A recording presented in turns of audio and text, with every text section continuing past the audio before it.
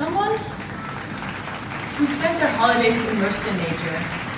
Free time, spending time with my dog, or forcing my parents to go to the nearest safari park where I could spend time with animals, and spending birthdays going to charities for donation drives. I always found home in nature, friends in animals, and dignity in all human beings, regardless of their gender, age, income background, and so on. And so it was always my wish to seek harmony among all these things. But in 2012, Thailand was struck by one of the worst floods in history. 1/5 of Bangkok was flooded underwater, and there were deaths of hundreds of people. I went out on a boat to distribute food packages to underprivileged communities whose houses had turned into islands.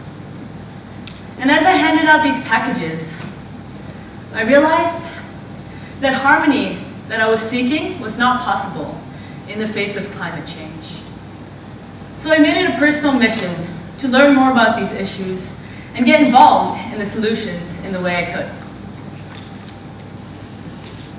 And as I learned more about these issues, I realized just how severe they were. The climate crisis is real. It's here, it's now. It's no longer an issue of tomorrow. And while we might not feel it this very second, eventually it will impact us all. In the last 80-90 years, we've pumped out 90% more greenhouse gas emissions into our atmosphere. We're heating up our planet, and the consequences are seen every day on news or in our personal lives, or you've probably heard someone who's been affected by natural disasters and other effects of climate change. In fact, Bangkok, according to a new research study, could be partially underwater by 2050. Now that's not very far away, and that's scary. And our state of society, well, while we've made huge developments, we're also seeing that we live in a very unequal world. Currently, 1% of the whole population owns nearly 50% of the wealth in the world. Just imagine that, right? Out of the 8 billion people, 1% owns nearly half the wealth, while many still live in extreme poverty conditions. And COVID-19 just made things worse. The 10 richest people nearly doubled in wealth as millions fell into extreme poverty. So this really got me thinking, is this the kind of world we want to live in? And is this the kind of world we want to leave for our future generations? I don't know about you guys, but for me, it's not. And so in reflecting on the theme of TED this year, which is the potential for change, I have this question of how can we grow and how can we change our ways to create a more sustainable, a more inclusive world. And in answering this question, I really like this quote. You'll see it a lot in climate protests, but I think it holds a lot of wisdom. We need systems change, not climate change. Now it's clear that our current economic system of capitalism has failed in creating a sustainable and just planet. Yes, it's allowed a lot of comfort and conveniences and innovations that let us live lives as we are today. But in the face of climate change, all these comforts could go, right? The problem with capitalism is that it only focuses on growth and profits, not considering the impacts that all these activities businesses are running have on our planet and society. So it's clear that we need to build a new system, right, that recognizes that environment, economy, and society are very much interlinked. We need a good environment to have a good society, right?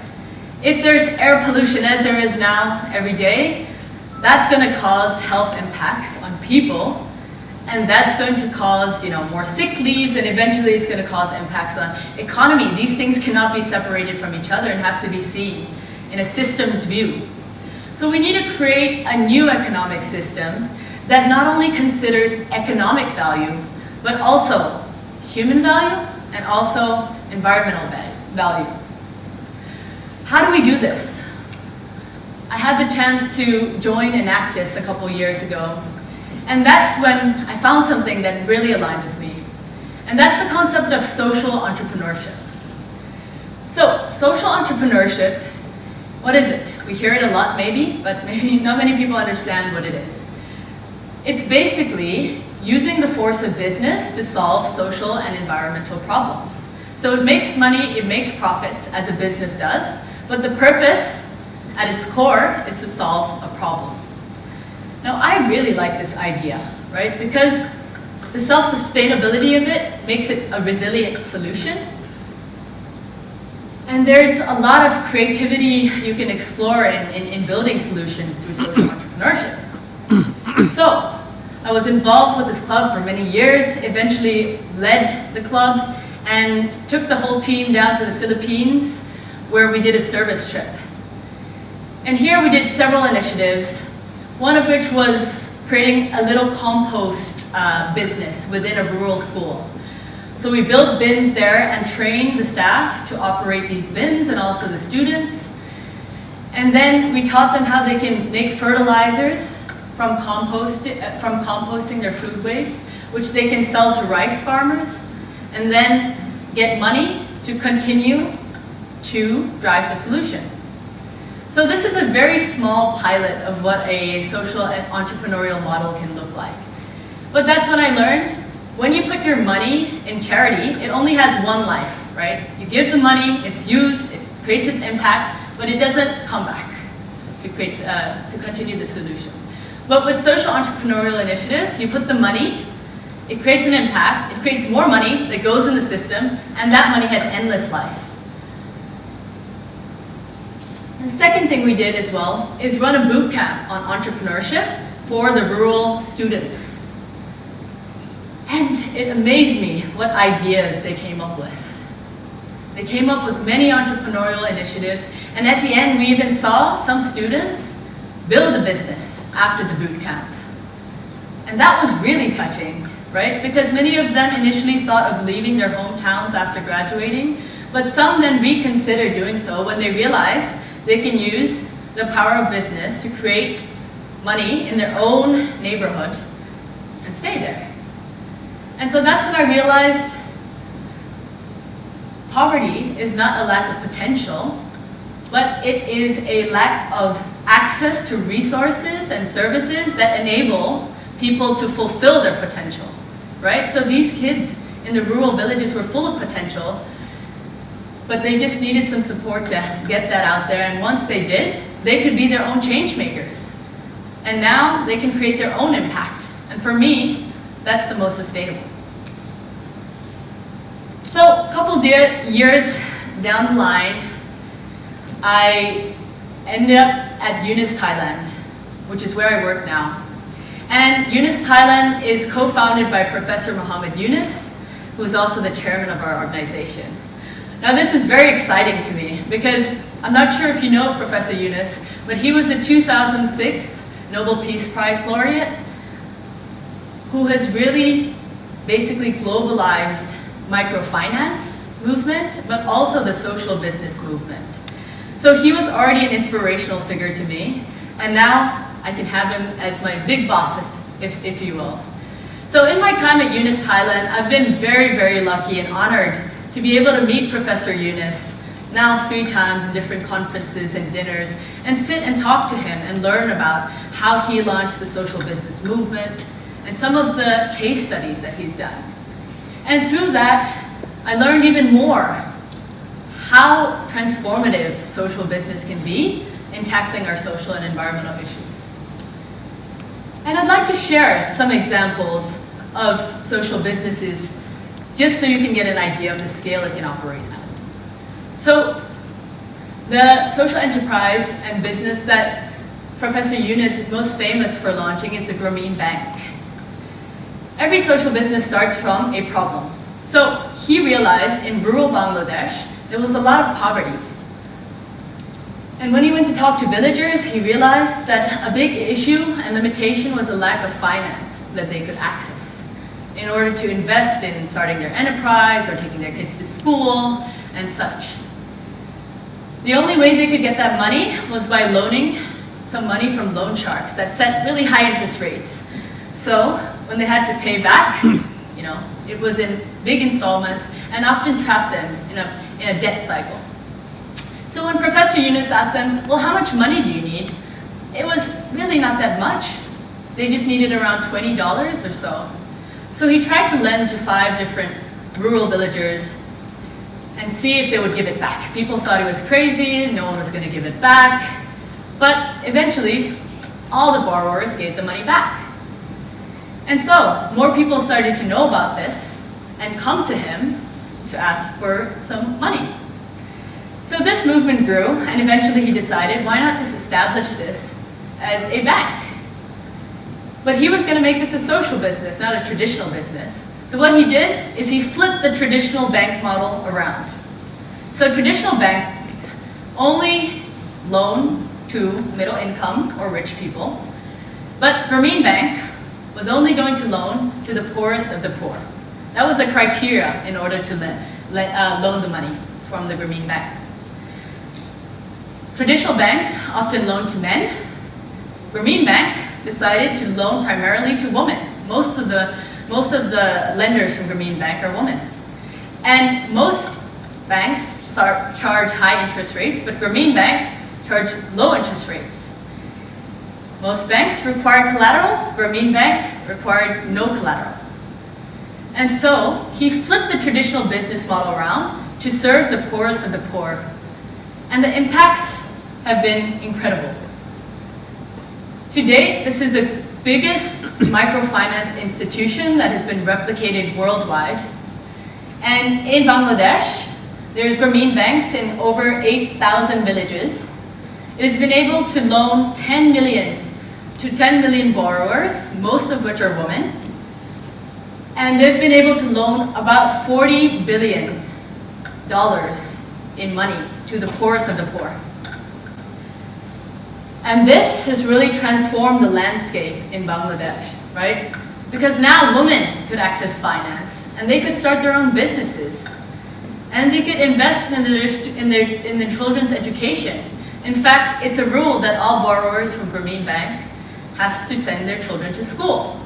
So you can see how the force of business here was able to nearly eradicate this issue of access to finance in the rural villages of Bangladesh. And this is a business, right? Even though there's low interest rates, there is a lot of borrowers. So with the high volumes of borrowers and the low interest rate, this is a very financially self-sustainable model. So you can see how business and impact can go hand in hand. And with the social business model, you can make solutions sustainable and scalable. And my personal interest is how can we get young people to be equipped to be drivers of this vehicle of change. So I'm the youth engagement and education lead here, and this has been the question that I've been trying to tackle through my work. Because I believe that young people are the most powerful generation. Through my work at UNIS Thailand, I've realized that if equipped and if empowered, young people can be powerhouses of change. We've seen some incredible initiatives come out of these programs that we've led. Just a few days ago, I heard that one of the teams we supported won the Holtz Prize competition for his business that he innovated to create products from paper waste, diverting huge amounts of paper waste from landfills. There's been solutions created turning fabric waste into new products, right? There's been solutions of creating compost bins that can reduce food waste going into landfills. So there's a huge amount of potential in these young people to drive this change, and I've seen that. And I believe that education is the most important force in shaping young people to be equipped to be these drivers of change, right? Sustainability and social entrepreneurship shouldn't be just another subject, or we add in here and there, to twinkle in here and there. It should be something that's embedded in all subjects. When we teach history, we should teach our young people, what led us to be in the state we are today, how can we learn from that, and how can we move forward better. In biology classes, we can teach how does natural systems work, and what has been the effects of climate change on these natural systems. In business, we can teach young people how can you create business models that solve and tackle these environmental and social issues. I think this has really got to be a transformation that has to happen now, so the young generation is equipped to be change makers and drivers for a more sustainable future. A few months ago, I was very lucky to go to Dubai for COP28, and I brought this message to the global stage. So I participated in a panel discussion where I brought this issue to a global platform. In my opinion, we cannot achieve all the other SDGs if we don't achieve SDG 4.7, making sure that the young people are equipped with the knowledge to act and to create solutions to our environmental crisis, leveraging technology and leveraging entrepreneurship. And every problem is an opportunity for a solution. The SDGs, the 17 SDGs, highlight 17 of the biggest global problems out there, but also 17 areas where there's opportunities to innovate social business solutions to tackle these issues, right? And I have to give a disclaimer that not all issues can be tackled through social business. Of course, we need government to step in, we need private sector to step in, we need NGOs to step in, but with enough creativity, a lot of issues can be solved through entrepreneurship. And so, we often think about or get asked as young people, what are you going to do after university? And many of us might think, of the ideal place to be employed. But I want to challenge you guys to consider the fact that you don't have to be job seekers. You can also be job creators that create green jobs, that create social enterprises that can pave our way to a more sustainable future. So, to close off the speech, I want to say it's now or never. We have to transform our systems to be more inclusive, more sustainable, and we can do this through the vehicle of social business. And drivers of this vehicle are youth. And if we can bring all these things together, I believe that we can transform the trajectory of our future from one that leads to our self-destruction to one that leads to harmony among nature, among animals, and among humans. And hopefully one day that childish hope and dream of mine will come true.